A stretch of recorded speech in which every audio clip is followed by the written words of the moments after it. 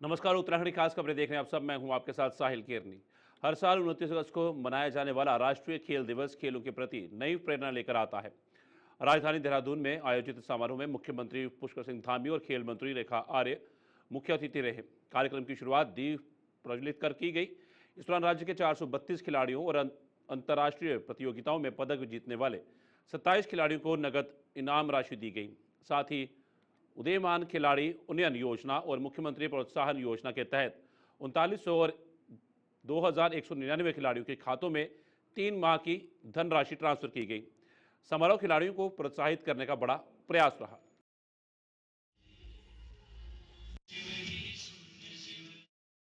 मैं सबसे पहले तो मेजर ध्यानचंद जी के इस दिवस पर मैं सभी को बधाई देता हूँ, शुभकामनाएं देता हूँ, राष्ट्रीय खेल दिवस की बधाई देता हूँ। और हमारे सभी खिलाड़ी मेजर ध्यानचंद जी का स्मरण करके खेलों के क्षेत्र में आगे बढ़ें और आदरणीय प्रधानमंत्री श्री नरेंद्र मोदी जी के नेतृत्व में आज खिलाड़ियों को हर क्षेत्र में आगे बढ़ाने के लिए भारत खेलों के क्षेत्र में भी वैश्विक स्तर पर अपने उच्चतम स्तर पर है।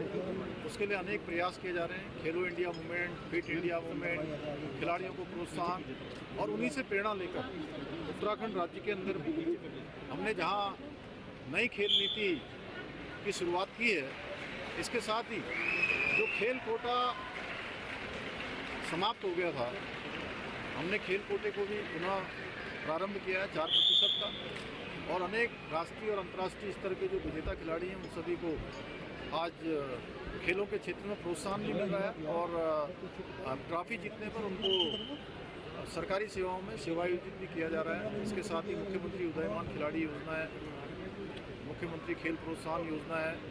हम अभी राष्ट्रीय खेलों का आयोजन हुआ और उसमें हमारे खिलाड़ियों ने बहुत शानदार खेलों का प्रदर्शन किया, 103 पदक जीते हैं।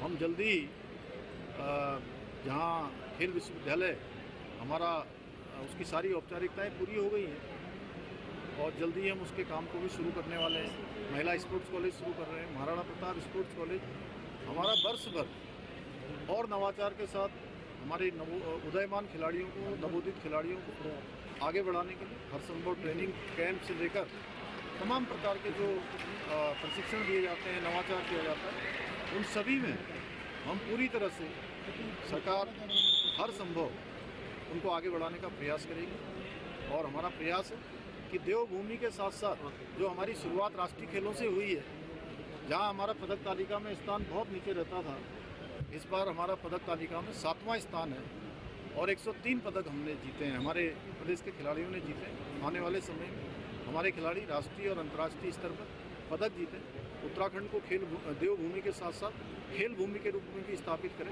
उसके लिए सरकार भी उनके साथ लगातार प्रयास करे। देखिए, आज सर्वप्रथम बहुत ऐतिहासिक दिन है, सभी खेल प्रेमियों के लिए भी, सभी खिलाड़ियों के लिए भी, और खेल के क्षेत्र को जितने हमारे युवा साथी सपोर्ट करते हैं उन सबका विशेष दिन है, यानी कि राष्ट्रीय खेल दिवस है। सर्वप्रथम मैं राष्ट्रीय खेल दिवस की उत्तराखंड के समस्त युवा साथी, खिलाड़ियों को, खेल प्रेमियों को, देश के हमारे खेल प्रेमियों खिलाड़ियों को बहुत शुभकामनाएं, बधाई देती हूँ। मैं समझती हूँ कि राष्ट्रीय खेल दिवस के आज के इस ऐतिहासिक अवसर पर जो कार्य एक हम लोगों का संकल्पित था कि हमारी 30th नेशनल गेम में हमारे जितने मेडलिस्ट हैं उनको सम्मान देना, उनको नगद इनाम धनराशि देना, आज लगभग 16 करोड़ की धनराशि उन लोगों को दी गई है जो 30th नेशनल गेम में मेडल लेकर आए। और इसी प्रकार से हमारे 2024-25 तक में नेशनल जो हुआ उसके पदक विजेताओं को नगद इनाम धनराशि मिली। इसके अलावा जो अन्य अंतर्राष्ट्रीय प्रतियोगिताएं हैं उसके भी हमारे जो मेडलिस्ट हैं, चाहे वो वेटरन मास्टर प्रतियोगिता रही हो, सिविल सर्विसेज की प्रतियोगिता रही हो, अखिल भारतीय विश्वविद्यालय खेल प्रतियोगिता। उत्तराखंड में खेलों को बढ़ावा देने के लिए मुख्यमंत्री पुष्कर सिंह धामी लगातार प्रयासरत हैं। वहीं आज खेल दिवस पर मुख्यमंत्री पुष्कर सिंह धामी ने खिलाड़ियों को प्रोत्साहित किया। वहीं राज्य स्तरीय खेल परिषद के उपाध्यक्ष राज्य मंत्री हेम सिंह बिष्ट ने भी बताया कि खेलों को बढ़ावा देने के लिए किस तरीके से प्रयास किया जा रहा है। आज हमारे संवाददाता धनराज गर्ग ने राज्य मंत्री हेम सिंह बिष्ट से खास बातचीत की। उत्तराखंड में खेलों को लेकर मुख्यमंत्री पुष्कर सिंह धामी लगातार सजग नजर आ रहे हैं, क्योंकि एक्शन मोड में नजर आ रहे हैं। क्योंकि अभी हाल ही में उत्तराखंड के अंदर 38वें राष्ट्रीय खेलों का आयोजन किया गया था और जिसके बाद से लगातार मुख्यमंत्री पुष्कर सिंह धामी की तरफ से कहीं ना कहीं खेलों को बढ़ावा देने का काम लगातार किया जा रहा है। और वहीं खेल मंत्री जो रेखा आर्य हैं वो भी कहीं ना कहीं लगातार प्रयास कर रही हैं कि उत्तराखंड के अंदर खेलों को बढ़ावा दिया जाए। और आज राष्ट्रीय खेल दिवस है और इस खेल दिवस पर आज जो खिलाड़ी हैं उनको सम्मानित भी किया गया है। और वहीं आज हमारे साथ मौजूद हैं मंत्री का दर्जा प्राप्त हैं, उपाध्यक्ष हैं, राष्ट्रीय जो राज्य स्तरीय खेल परिषद है उसके उपाध्यक्ष हैं हेम सिंह बिष्ट जी। उनसे बात करेंगे आखिर जो खेलों को लेकर कहा जाए तो वो किस तरीके से आगे बढ़ते हुए नजर आएंगे। सर, सबसे पहले स्वागत है आपका हमारे।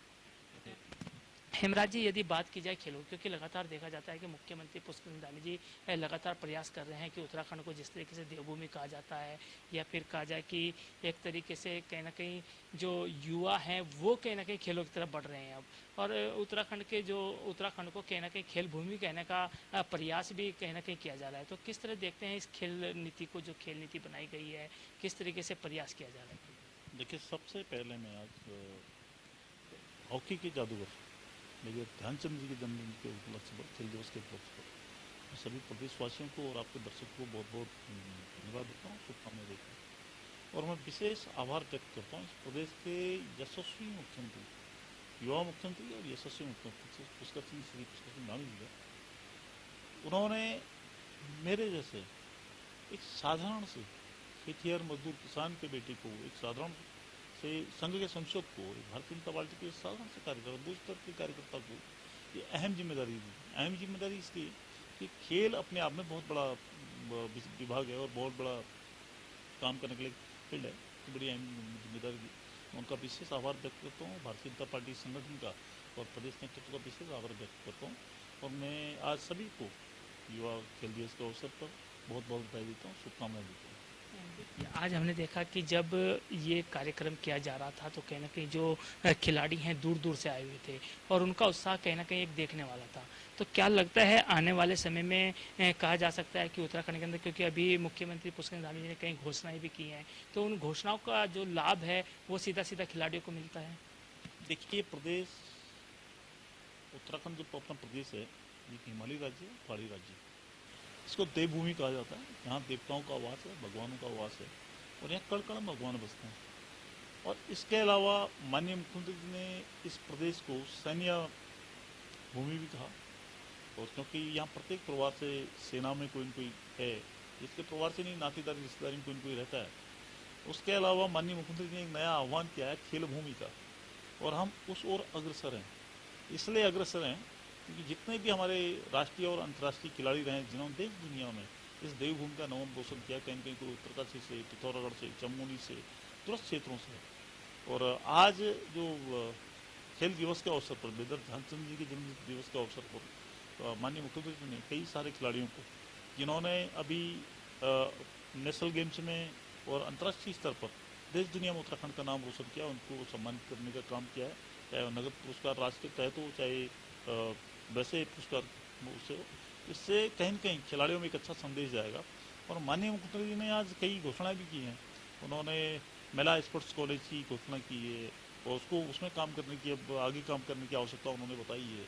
और विभागीय अधिकारी को उन्होंने कार्यक्रम के बाद जाते जाते निर्देश भी कर गए, इस पर अतिशीघ्र आप कार्रवाई करें। और कहीं न कहीं खिलाड़ियों में भी उत्साह है और विभागीय अधिकारियों में भी उत्साह है। और सबसे बड़ी अच्छी बात ये कि खेल विभाग के अधिकारी बड़े कर्मठ अधिकारी हैं। तो एक बार उनको टारगेट मिलता है, वो बहुत तल्लीनता से, लगनशीलता से साथ काम करते हैं। इस बात का जीता उदाहरण ये कि हम यहाँ बहुत नीचे पायदान पे नेशनल गेम्स में होते थे, इस बार हम काफ़ी ऊपर उठ के आए हैं। और पदक श्रृंखला में भी हम काफ़ी 7वें नंबर पर आए हैं। बहुत पीछे होते थे और बहुत आगे इस बार हम लोग आए। इसके लिए भी खेल विभाग के अधिकारी बहुत बहुत बधाई के पात्र हैं। एक बड़ा सवाल ये है कि उत्तराखंड का ज़्यादातर जो क्षेत्र है वो पहाड़ी क्षेत्र है, और पहाड़ी क्षेत्रों के जो युवा हैं या कहा जाए जो बच्चे हैं, उनको कहीं ना कहीं एक लगन तो है खेल की, लेकिन उनको सही से प्लेटफॉर्म नहीं मिल पाता है, उनको जानकारी नहीं हो पाती है कि वो आखिर कहाँ पर एडमिशन लें या फिर कहाँ से वो खेलों को में जाने का उनको सौभाग्य मिल सकता है। तो उसके लिए क्या कुछ प्रचार प्रसार की आवश्यकता उत्तराखंड के अंदर आप मानते हैं? अभी जब से मैं या मेरे को ये जो अहम जिम्मेदारी माननीय मुख्यमंत्री जी ने दी है, उनके दिशा निर्देश के क्रम में पहले चरण में कुमाऊं का लगभग पूरा मैंने भ्रमण किया है। अल्मोड़ा और बागेश्वर मेरा छूटा हुआ, किसी कारण से वो छूट गया था, उसको मैं अभी तुरंत करने वाला हूँ। और ऋषिकेश वाला क्षेत्र और रुड़की वाला क्षेत्र ये मेरे से छूट गया है, इसको अभी सितंबर में 15-17 के बाद मैं इसको करने वाला हूँ। और बाकी मैं पूरा प्रदेश, पहला ऐसा दायित्वधारी हूँ सरकार में जो पूरा प्रदेश वो घूम चुका है। मैं पूरा प्रदेश, मैं गोरसो बुग्याल गया, मैं नीति घाटी गया, माणा घाटी गया, मैं माणा पास भी गया, नीति पास भी गया, मैं जारदुंग गया, मैं नेलंग घाटी गया, मैं गुंजी गया, मैं काला पानी गया, मैं आदि कैलाश गया, मैं घूमने नहीं गया, मैंने मुख्यमंत्री नहीं भेजा। मुझे खेल की गतिविधियों को देखने के लिए, उसके विकास, खेल विकास की संभावनाओं को तलाशने के लिए मैं कोई ऐसा चित्र न, मैं 27 दिन तक गढ़वाल के भ्रमण होता है और 1.5 महीने में कुमाऊं के भ्रमण होता है, अभी भी, इससे पहले भी। और देखिए, हम खेल भूमि की जहाँ पर बात कर रहे हैं और खेल विकास की बात कर रहे हैं, मैदानी क्षेत्रों में लगभग डेवलपमेंट है, बड़े बड़े स्टेडियम हमारे पास हैं। तो पहाड़ों में भी हमारे पास बेहतर स्टेडियम है, मनेरा स्टेडियम है हमारे पास, उत्तर प्रदेश में बहुत बेहतरीन स्टेडियम है। अभी पौड़ी का जो रांची स्टेडियम है वो हमारे पास अंतर्राष्ट्रीय स्तर का बड़ा अच्छा स्टेडियम है और हाईल्टीट्यूड सेंटर है। देश विदेश के खिलाड़ी उधर प्रैक्टिस करने के लिए आते हैं। अभी श्रीनगर में बहुत अच्छा एक स्टेडियम बना रहे हैं, पिथौरागढ़ में बहुत अच्छा स्टेडियम है और स्पोर्ट्स कॉलेज में एक अच्छा स्टेडियम है, हल्द्वानी हमारे पास बहुत अच्छा स्टेडियम है, लगभग अल्मोड़ा बागेश्वर में भी अच्छे स्टेडियम है। और रही बात दूरस्थ क्षेत्रों में, और अभी काफ़ी जिलों में, कई जिलों में काफ़ी मिनी स्टेडियम है हमारे पास। और अभी माननीय मुख्यमंत्री ने घोषणा करी कि हम प्रत्येक जिले में, पूरे प्रदेश में प्रत्येक जिले में जहाँ मिनी स्टेडियम हैं और बन रहे हैं वो अलग है, उसके अलावा प्रत्येक विकास खंड स्तर पर एक मिनी स्टेडियम है युवा कल्याण के माध्यम से। आप समझ लीजिए कि दुर्गम क्षेत्रों में भी एक मिनी स्टेडियम दे रहे हैं। और खेल मैदान तो हम सब जगह विभिन्न मदों से दे ही रहे हैं। और मैं काफ़ी सर्वे भी करके आया हूँ। अभी पीपल कोठी का स्टेडियम थोड़ा छोटा था, अभी उसमें कार्रवाई चली, कल ही मेरे पास लेटर आया हुआ। मैं जब गया था तो वहाँ के लोगों ने मेरे से समस्याएं रखी, तो उसमें हम लोग आगे बढ़ रहे हैं, हम लोग कर रहे धीरे धीरे प्रयास कर रहे हैं उसमें, और धीरे धीरे। और दूसरा, हम लोग के खेल का टेस्ट ले रहे हैं, टेस्ट मतलब स्वाद, जैसे मुँह का स्वाद होता है, भिन्न भिन्न क्षेत्रों में अलग अलग स्वाद होता है, अलग अलग खान पान होता है, वैसे खेलों का भी पूरे प्रदेश में अलग अलग जगह जो मैंने पाया, अलग अलग खेलों में रुचि है, अलग अलग स्वाद है।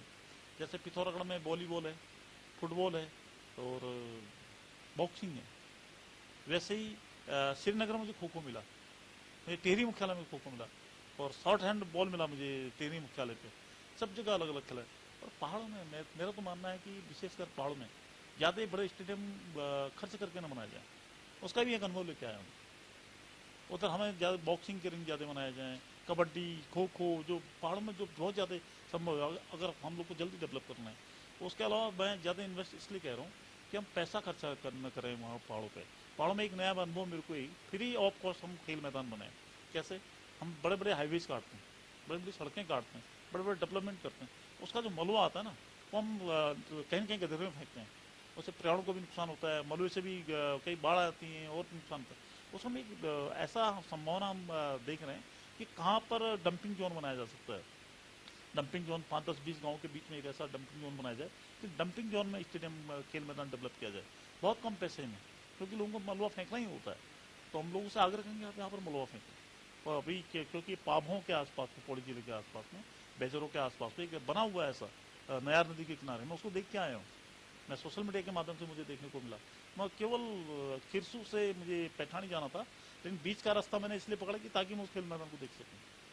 ये सरकार का इसमें पैसा कम खर्च होगा, बहुत कम, उसको बाकी डेवलप करने में ही उसको खर्चा हुआ। क्यों हम बड़े बड़े पहाड़ काटते हैं, उसमें भी इतना संभव नहीं है। और बाकी हम लोग पहाड़ देख रहे हैं कहाँ पर क्या खेल है, उसी जहाँ पर हमको जिस खेल की ज़्यादा संभावना दिखती है उसी को ही हम बढ़ाएं। जैसे वॉकर रेस है पौड़ी में वॉकर रेस बहुत चलता है, तो हम पौड़ी में उसको डेवलप किया जाए। और एथलेटिक ज़्यादा है उधर अगस्त्यमुनि में, और इधर ये बद्रीनाथ वाली वैली में पीपलकोटी के आसपास, जहाँ से मानसी नेगी और अंकिता जानी जैसी अंतर्राष्ट्रीय खिलाड़ी हमको मिली हैं। और माननीय मुख्यमंत्री को मैं तो आज बधाई देता हूँ कि उन्होंने अंकिता आज मानसी नेगी को सर्विस दिया, उनको प्रमाण पत्र दिया, आज उनको नियुक्ति का प्रमाण पत्र दिया है। तो इससे भी अच्छा खिलाड़ियों को संदेश जाएगा। तो जहाँ पर जो खेल खेला जाता है हम लोग प्रयास कर रहे हैं उसको डेवलप किया जाए। तो ऐसे पहले राज्य मंत्री हैं जो कि तमाम जो पूरा प्रदेश है उसका भ्रमण करने पर निकले थे, और भ्रमण करने के दौरान उन्होंने जो खेलों का स्तर है उसको जांचा है, और उसके साथ ही उन्होंने एक सलाह भी दी है कि जिस तरीके से जो मुख्यमंत्री पुष्कर धामी हैं अधिक खर्च कर कर जो एक तरीके से स्टेडियम बनाए जाते हैं वो स्टेडियम ना बनाकर बल्कि जो डंपिंग जोन का एक इन्होंने सलाह दी है कि वो डंपिंग जोन बनाकर कहीं ना कहीं वहाँ पर स्टेडियम बनाए जा सकते हैं ताकि जो वहाँ के बच्चे हैं या फिर जो ऐसे प्रतिभाशाली हैं वो आगे निकल सकें, उनके लिए कहीं ना कहीं एक बड़ा योगदान ये यहाँ पर हो सकता है। और इसी तरीके से देखिएगा कि खेलों को बढ़ावा देने के लिए लगातार मुख्यमंत्री जरूर प्रयास कर रहे हैं, लेकिन वही देखिएगा कि कुछ ऐसी जगह हैं कि जहाँ पर बच्चों तक वो जो योजनाएं मुख्यमंत्री पुष्कर धामी के द्वारा चलाई जाती हैं वो नहीं पहुँच पाती हैं। उसके लिए कहीं ना कहीं उन्होंने बताया कि वो पूरे उत्तराखंड का एक तरीके से भ्रमण कर रहे हैं और जनता तक ये पहुँचाने की कोशिश कर रहे हैं कि खेलों को किस तरीके से उत्तराखंड के अंदर बढ़ावा दिया जा रहा है और किस तरीके से जो खेलों की योजनाएं हैं वो किस तरीके से उनको मिल सकती हैं, उसके लिए कहीं ना कहीं वो प्रयासरत हैं। कैमरा सहयोगी वीरेंद्र थपलियाल के साथ धनराज गर्ग, JK24। लगातार भारी बारिश से उत्तरकाशी जिले में हालात बिगड़ रहे हैं। गंगोत्री नेशनल हाईवे कई जगहों पर बंद हो गया है, वहीं भागीरथी नदी भी उफान पर है। पहाड़ों से निकलने वाले नाले और गधेरे तेज धारा के साथ नदी में मिलकर खतरा और बढ़ा रहे हैं। भटवाड़ी ब्लॉक में पापड़गाड़ नाले के कारण गंगोत्री राष्ट्रीय राजमार्ग बंद हो गया है। प्रशासन ने लोगों से अपील की है कि खराब मौसम को देखते हुए यात्रा ना करें और नदी किनारे जाने से बचें। बीआरओ की टीमें लगातार मलबा और बोल्डर हटाने में जुटी हुई हैं।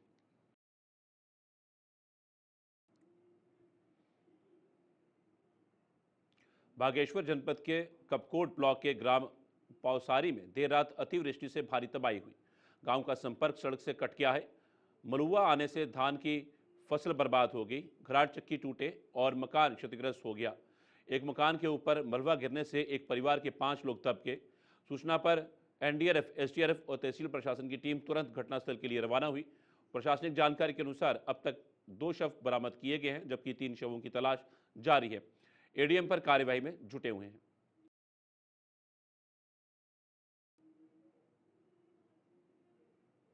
डोईवाला ब्लॉक में शपथ ग्रहण समारोह संपन्न हुआ। कार्यक्रम में मुख्य अतिथि जिला पंचायत अध्यक्ष सुखविंदर कौर और विशिष्ट अतिथि उपाध्यक्ष अभिषेक सिंह मौजूद रहे।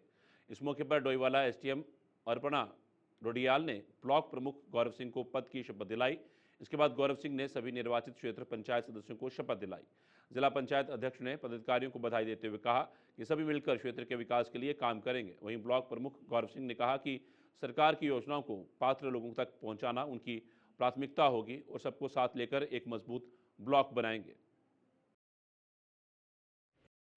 प्रमुख और कनिष्ठ प्रमुख इन सबको बधाई देना चाहूँगी और गौरव, गिनी, इन सबको बधाई देना चाहूँगी। तो सबको साथ लेके चलेंगे और मिलकर कार्य करेंगे। सब कार्यक्रम पर ध्यान दे करके सबको मिलकर साथ लेकर चलकर सारे काम।